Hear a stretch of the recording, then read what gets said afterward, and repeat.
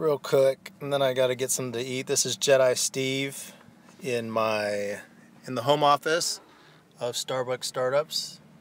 Here's my files.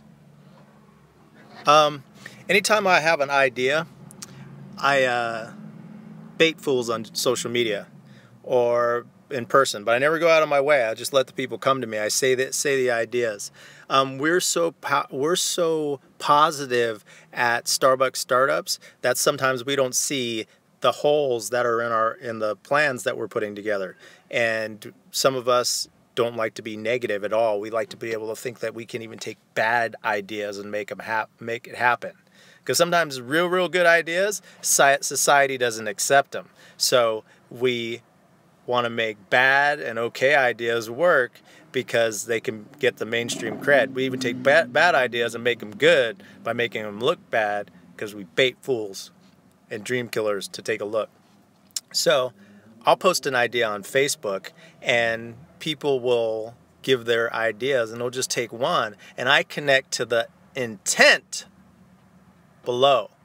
A lot of times people maybe seem like they're trying to help you, but they have bad intent. And I'm talking about spouses, I'm talking about family, I'm talking about people in your own organization that might not have the right intent. But I don't get mad at them and attack them. I listen to the intent.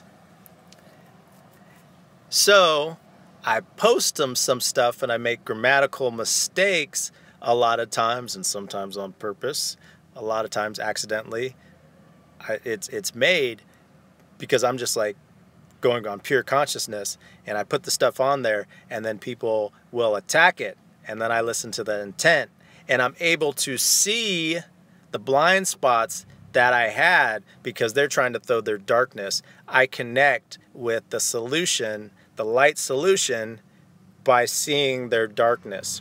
And I'm not sitting there wasting their time in conversations. I post it on my profile and they come to me. I bait those fools to do it, and they share their negative information that they think, oh, I can help them out by giving them negative information. But their intent is to drown the motherfucker. If somebody's drowning and you try and save somebody that's drowning, a lot of times the person that's drowning drowns the person that's trying to save them. Business is the same way. And there's people in your organizations, but don't get mad at them. Let them know, don't let them know like I'm letting people know. Don't let them know because I'm teaching. Just connect with that person. Give them an idea, and it's like, oh, this is an idea. And then see what they say negative about it. And you can go deep in that rabbit hole and take that negative thing and then turn it into something awesome. Example, I sing to a lot of people in my Uber. Yeah, a lot of people are saying, oh, if you're so awesome, why are you doing Uber? Because that's the only way I can get to a lot of people, a lot of dream killers, and I can also provide value to a lot of people opposed to just meeting them in Starbucks, because a lot of people think I'm homeless when I'm walking around because I walk around with shoes. For some reason, when I'm doing Uber, people think that I'm freaking, they start to believe like a little bit of the stuff that I say. And I have a lot of free time, and I love meeting people. And it's cool when you get a little paid a little. So as I'm providing value for an example, if I do my Bob Marley for people, I do a pitch perfect example of Bob Marley. And if I do it bad, people will say, oh, that was real good. But a lot of times when I do it really good, they just say it's pretty good. And the reason why is because they don't want me to have a big head. They don't want me to know how valuable, although I already know how valuable it is because I'm actually doing stuff with it. They don't want you to know that. And there's some people that are very nice that are dream killers. But they are on the realm that they want to be great. You meet you meet 1 million people over your lifetime, and so 1 in a million is great. So everybody that's in your life, all the people that you're meeting, you want to be better than 1 million people that you meet during your lifetime. For one, you're not gonna be able to take your shit to the next level if you're around everybody that you're coming across that you're better than. Me, I'm able to learn from anybody, because everybody has a certain level of wisdom for living a different experience if they spent more than 3 days on this planet. So, be able to connect with it. Another way I do it for my spiritual friends is I connect with that pain, that wound that people attack me with, that they're baiting, and then I connect with that wound.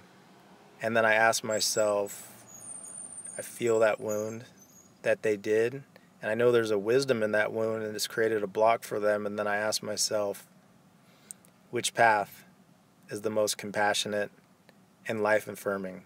So I'm healing their wound, and then I'm guiding myself, not with a bunch of information, but I'm connecting with using that wound as a catapult, a game-changing catapult. I'm connecting with that wound by guiding myself, which path is the most compassionate and life-affirming? Which path is the most compassionate and life-affirming? Connect with, like, a lot of times when people have been dream killers to you, like all your life, people have held you back in many different ways. Feel the wound that was created that has nothing to do with you. It may have a little to do with you, but it has to do with them, how they see the world in a limited way, how their life isn't as good as they would like it to be, but they attacked you because they want you to stay at their level. And let that be okay. But connect with their wound. Maybe it's in their heart, their hip, their mind, creating blocks in your synapse that keep you from meeting the right people and attracting the right resources. And then connect with that wound and say to yourself, which path is the most compassionate and life-affirming? Which path is the most compassionate and life-affirming? Thank you to the dream killers and non-dream killers that have helped me become the person that I am. I love you, and thank you. Jedi Steve, out!